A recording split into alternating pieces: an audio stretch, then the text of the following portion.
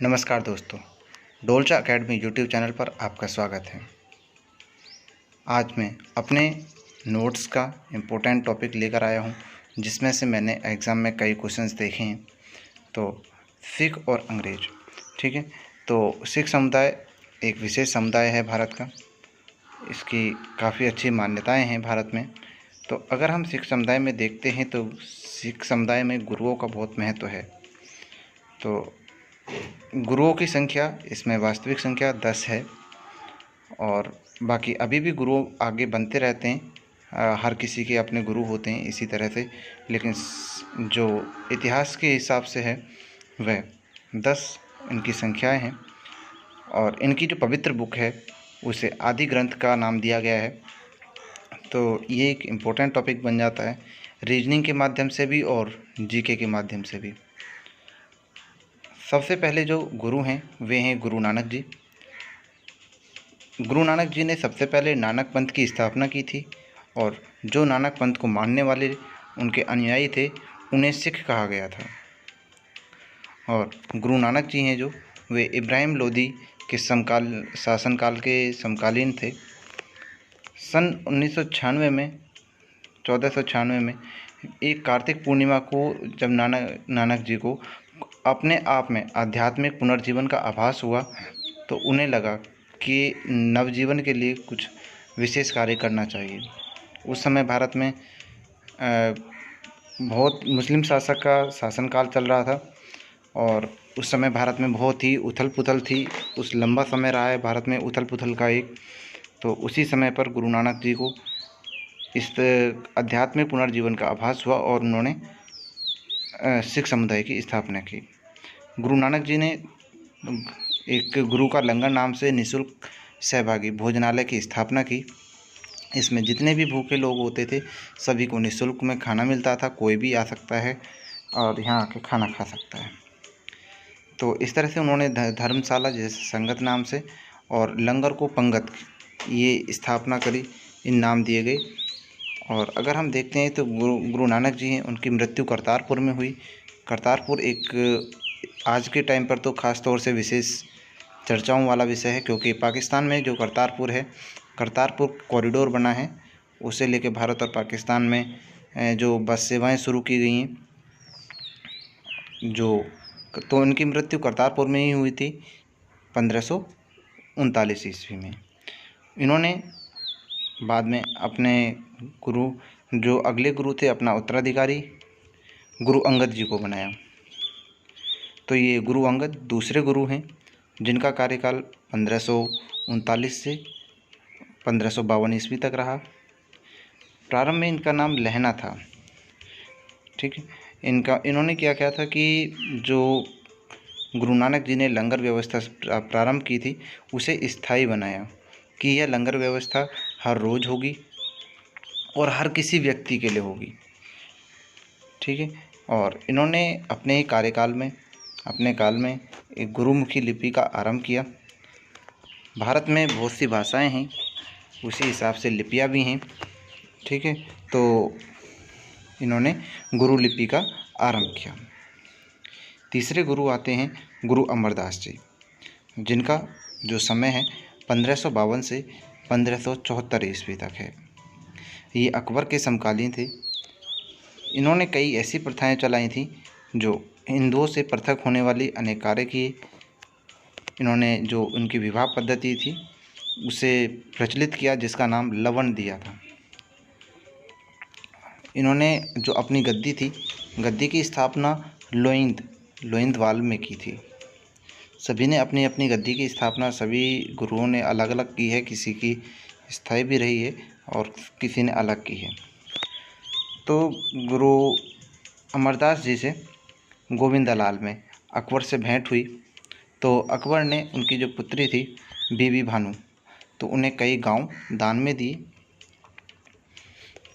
इसमें एक important question और आता है सबसे ज़्यादा कि जो गुरु अमरदास जी हैं उन्होंने 22 गद्दियों की स्थापना की और प्रत्येक पर एक महंत की नियुक्ति की, यानी कि अपना परिचय देने के लिए, लोगों तक अपनी बात पहुंचाने के लिए एक गद्दी की स्थापना की और उस गद्दी पर एक महंत नियुक्त किया।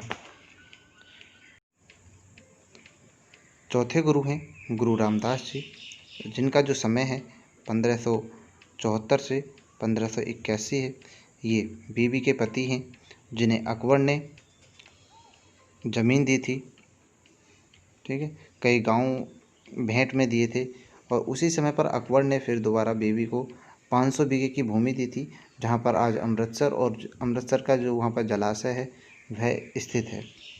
तो उसी समय पर अमृतसर की स्थापना की गई थी। जो गुरु रामदास जी हैं उनके अनुयायी रामदासी कहलाए, ठीक है। और गुरु नानक जी, गुरु रामदास जी के जो गुरु पद है उसे वंशानुगत बनाया। सबसे ज़्यादा इम्पोर्टेंट पॉइंट यही होता है इसमें कि गुरु रामदास जी ये किसने गुरु के पद को वंशानुगत बनाया, तो गुरु रामदास जी ने इनके पद को, गुरु के पद को वंशानुगत बनाया। इस प्रकार इनके अगले जो गुरु हैं इनके पुत्र बनते हैं, जो 5वें गुरु बनते हैं गुरु अर्जुन जी। तो गुरु अर्जुन जी हैं जो रामदास जी हैं पिछले गुरु थे, उनके पुत्र हैं। सीधी सी बात है, जब वंशानुगत बनाया है तो अपने ही पुत्र को वो पहले चुनेंगे। तो गुरु अर्जुन जी ने जो सिखों के आदि ग्रंथ है, धार्मिक ग्रंथ है आदि ग्रंथ, जिसका नाम मैंने शुरू में भी बताया, उसकी रचना की 1604 ईस्वी में। महत्वपूर्ण पॉइंट है कि जो सिख हैं उनका धार्मिक ग्रंथ है उसका क्या नाम है, आदि ग्रंथ। और इससे भी एक और पॉइंट बन जाता है टॉपिक कि आदि ग्रंथ की रचना किस सन में हुई थी, 1604 ईस्वी में, ठीक है। जो आदि ग्रंथ है, आदि ग्रंथ में जो गुरु नानक के प्रेरणा प्रदान जो प्रार्थनाएं हैं और उनके गीत हैं उन्हें संकलित किया गया है। साथ ही उसमें कबीर जी, रामदेव और रैदास उनकी रचनाएं हैं, यानी कि जो हम कबीर के दोहे सुनते हैं, ये दोहों का भी इसमें विशेष महत्व है। गुरु अर्जुन देव ने जो अमृतसर है, अमृतसर के जलाशय में हरमंदिर साहब का निर्माण करवाया, ठीक है। हरमंदिर साहब बहुत ही पवित्र स्थल माना हुआ है इनका सिख समुदाय का। तो हरमंदिर दास का यहाँ निर्माण कराया गया। और जो गुरु अर्जुन देव जी हैं, राजकुमार खुसरो की सहायता करने से, राजकुमार जो खुसरो हैं उनकी सहायता करने के कारण जब इन्होंने सहायता की तो जहांगीर ने 1606 में गुरु अर्जुन जी को मरवा दिया था, ठीक है। इससे पहले गुरु अर्जुन देव जी ने तरन तारण और करतारपुर और गोविंदपुर नगरों को बसाया। तो यहाँ से भी एक इम्पोर्टेंट टॉपिक निकल जाता है, पॉइंट निकलता है कि करतारपुर एक आज का विषय, अच्छा विषय है और चर्चाओं में भी रहता है किसी न किसी कारण से। और यह करतारपुर पाकिस्तान में इस समय स्थित है। तो करतारपुर की जो स्थापना किया, बसाया था, किसने बसाया था, गुरु अर्जुन देव। काफ़ी अच्छा पॉइंट है। और फिर इसके बाद छठे गुरु आते हैं गुरु हरगोविंद जी। गुरु हरगोविंद जी का जो कार्यकाल है वह 1606 से 1645 ईस्वी तक है। जो गुरु हरगोविंद सिंह हैं उन्होंने सिखों के एक सैन्य संगठन का रूप दिया। बिल्कुल, ये आप सही देख रहे हैं, सुन रहे हैं कि जो गुरु हरगोविंद जी हैं उन्होंने जो सिख हैं उन्हें एक सैन्य संगठन का रूप दिया। अकाल तख्त की स्थापना की इन्होंने। अकाल तख्त का मतलब है कि ईश्वर का सिंहासन, ठीक है। एक ईश्वर के सिंहासन की स्थापना की और ये उस सिंहासन पर 2 तलवारें बांधकर गद्दी पर बैठते थे। दरबार में नगाड़ा बजाने की व्यवस्था की इन्होंने, ठीक है। और अमृतसर की जो किला है उसकी किलाबंदी की। बहुत ही इम्पोर्टेंट पॉइंट है ये कि अमृतसर की किलेबंदी किसने की थी, गुरु हरगोविंद सिंह ने, ठीक है, हरगोविंद जी ने की थी। इन्होंने कश्मीर में एक किरतपुर नाम से एक नगर बसाया था, ठीक है। और उसी नगर में थे जब ये, उस समय इनकी 1645 में मृत्यु हो गई थी। और एक क्वेश्चन और भी बनता है इम्पोर्टेंट कि जो गुरु हैं, किस गुरु ने अपने शिष्यों को मांस खाने की अनुमति दी थी, तो गुरु हरगोविंद जी ने ही अपने जो शिष्य हैं उन्हें मांस खाने की अनुमति दी थी। 7वें गुरु हैं गुरु हरराय। इनका जो कार्यकाल है वह 1645 से 1661 ईस्वी तक है। जो 7वें गुरु हरराय जी हैं उन्होंने जो दारा शिकाव है वह उनसे मिला था, तो उन्हें आशीर्वाद दिया था कि जो अगला राजा होगा उसमें हम तुम्हें राजा बनने में मदद करेंगे। इसी चीज़ से जो औरंगज़ेब था नाराज़ था, तो औरंगज़ेब ने गुरु राय जी को बुलाया था, लेकिन वे गुरु राय जी खुद न जाके उन्होंने अपने पुत्र को भेजा जिसका नाम था राम राय। तो औरंगज़ेब ने गुरु जो राम राय का लड़का था राम राय, उसे बहला फुसला के उससे अलग गद्दी की स्थापना करा दी और उसे देहरादून में दान स्वरूप ज़मीन दी, जहाँ पर उसने अपनी गद्दी की स्थापना की। लेकिन वह गद्दी चली नहीं, ठीक है। और इस तरह से जब अगले कार्यकाल आया, अगले गुरु के उत्तराधिकारी की चुना गया, तो गुरुजी ने अपना छोटा लड़का है हरकिशन, गुरु हरकिशन, उसे चुना, जिसका कार्यकाल 1661 से 1664 तक रहा। इसने जो गुरु हरकिशन जी हैं, अब इन्होंने औरंगज़ेब को जा कर के गुरु पद के विषय में समझाया था कि गुरु पद क्या है।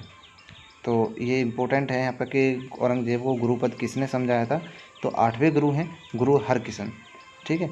और गुरु हरकिशन की मृत्यु चेचक के कारण हुई थी।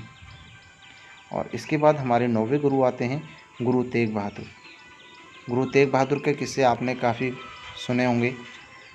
अगर आप इंटरनेट पर डालेंगे गुरु तेग बहादुर, तो आपको बहुत अच्छी कहानी, हिला देने वाली कहानी मिलेगी आपको, ठीक है। ये जो हैं गुरु हरगोविंद जी के पुत्र हैं।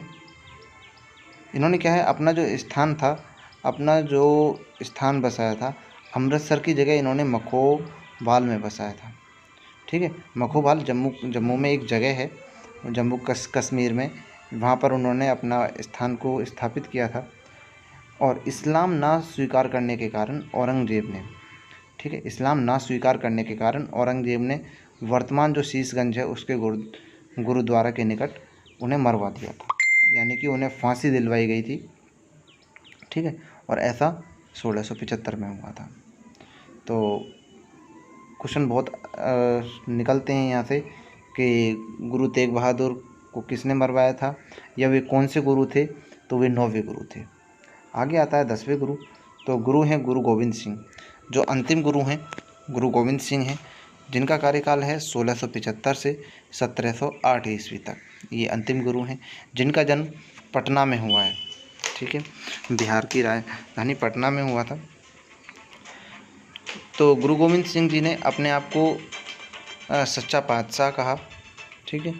और इन्होंने जो अपना स्थान बनाया था गुरु के लिए, एक स्थान बनाया था, वह आनंदपुर बनाया था, ठीक है।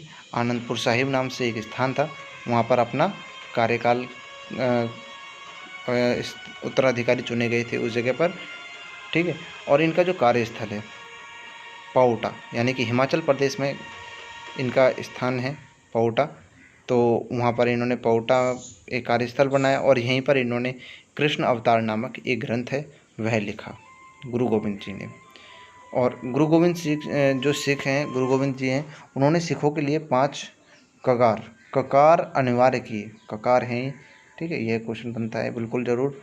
पहला केस, सिखों के केस होंगे, कंघा रखेंगे, कृपान रखेंगे, और कच्छा होगा और कड़ा होगा, ठीक है। तो इस तरह से ये चीज़ें होना ज़रूरी है। और सभी जो व्यक्ति हैं, सभी लोग अपने नाम के अंत में सिंह शब्द जोड़ने के लिए कहा गया। तो आज भी बहुत से, हम भी, ज़रूरी नहीं है केवल सिखों में ही, और भारत में बहुत से लोग हैं जो जो सिंह लगाते हैं अपने नाम के बाद, ठीक है। तो इस तरह से और भी गुरु गोविंद जी ने बैसाखी के दिन गुरु गोविंद सिंह जी ने खालसा पंथ की स्थापना की। खालसा मतलब शुद्ध या पवित्र, ठीक है। ये खालसा पंथ है, उसकी स्थापना की। और एक पाहुल प्रणाली की शुरुआत की, ठीक है। पाहुल प्रणाली की शुरुआत, सीधा क्वेश्चन आता है कि पाहुल प्रणाली की जो शुरुआत है किसने की थी? गुरु गोविंद सिंह ने, ठीक है। और गुरु गोविंद सिंह ने जो धार्मिक आदि ग्रंथ है उसे गुरुवाणी का रूप दे दिया। जो सिख समुदाय का पवित्र बुक है आदि ग्रंथ, उसे गुरुवाणी कहा और कहा कि अब आगे से यही मार्गदर्शक होगी और यही उत्तरदायी होगी। बुक को ही उत्तरदायी बनाया गया। ठीक है। इनके 4 पुत्र थे, जिनमें से 2 पुत्र जो फतेह सिंह और जोकर सिंह थे, कुछ सरहिंद की जो मुग़ल फौजदार थे वजीर खान ने। ठीक है। तो उस समय इन्हें दीवार में चिनवा दिया गया था और बचे हुए जो 2 पुत्र थे, वे चमकौर का एक युद्ध हुआ था, उसमें मारे गए थे। ठीक है। और इन्होंने गुरु गोविंद सिंह ने जो इनकी आत्मकथा है, उस आत्मकथा का जो नाम है उसका विचित्र नाटक। ठीक है। विचित्र नाटक बिल्कुल याद रखने का है और एक इम्पोर्टेंट पॉइंट है ये विचित्र नाटक, जो रेड पॉइंट से लिखा है मैंने। गुरु गोविंद सिंह की जो हत्या है वो नागिर नामक स्थान पर हुई। गुल खां या वासिम खां नाम का जो पठान था, उन्होंने इनकी गुरु की हत्या की थी। ठीक है। एक बंदा है बंदा बहादुर, जो गुरु जी से बहुत ही गुरु गोविंद सिंह से बहुत ही प्रभावित था। तो गुरु जो फिर उसे बंदा बहादुर इसलिए कहा गया कि गुरु का काफ़ी अच्छा फेमस था, मतलब एक तरह से फेवरेट बंदा था वो। ठीक है। तो वैसे पद तो यहीं ख़त्म हो जाते हैं, लेकिन ये फेमस हो गया था और क्योंकि गुरु के बहुत ही निकट था और गुरु के मिलने से और एक काफ़ी अच्छा उभर के आने वाला एक ऐसा गुरु था जो राजनीतिक गुरु था, ना कि एक धार्मिक गुरु हो के राजनीतिक गुरु था, एक तरह से नेता था। ठीक है। इनका भी जो बंदा बहादुर है, इसका जो जन्म है 1670 ईस्वी में हुआ था, जम्मू में पूंछ के ज़िले राजौली गांव में। ठीक। इनके बचपन का नाम लक्ष्मण दास और माधव दास बताया जाता है। ठीक है। और इनके पिता जो रामदेव भारद्वाज हैं और राजपूत थे वे। तो जो ये बंदा सिंह है, बंदा बहादुर, इसका उद्देश्य था कि पंजाब में सिख राज्य की स्थापना की जाए। उस समय मुग़ल काल चल रहा था, इसी समय इनका कोशिश थी कि पंजाब में सिख राज्य की स्थापना की जाए। तो बंदा बहादुर है जो उसने क्या, लोहगढ़ को अपनी राजधानी बनाया, लोहगढ़ को अपनी राजधानी बनाया और गुरु नानक जी और गुरु गोविंद सिंह के नाम के इसने सिक्के चलवाए और अपने राज्य की मोहर भी बनवाई। बंदा ने जो सरहिंद की जो मुग़ल फौजदार था उसकी हत्या कर दी थी। ठीक है। और उसी समय पर शाहदरा कत्लगाड़ी के नाम से इसलिए जानी जाती है क्योंकि उस समय बंदा ने हज़ारों मुग़लों को, जो सैनिक थे, उन्हें मौत के घाट उतार दिया था। अगर हम देखते हैं तो बंदा बहादुर है, उसे जो गुरु गोविंद सिंह ने जो नाम दिया था, वह जो नाम दिया था गुरु बख्श सिंह था। ठीक है। और इस समय मुग़ल काल चल रहा था, मुग़ल काल का जो शासक था वह फर्रुख सियर था। उसी के शासनकाल में बंदा बहादुर को दिल्ली में मृत्युदंड दिया गया और बस यहीं तक कहानी है। आप समझ सकते हो, जब मृत्युदंड दे दिया गया तो फिर क्या बचता है। फिर आगे सिख समुदाय से बहुत से वीर सैनिक निकल के आते हैं आगे। ठीक है। तो इस टॉपिक में इतना ही, और मुझे विश्वास है कि आपको टॉपिक पसंद आया होगा। तो जय हिंद दोस्तों।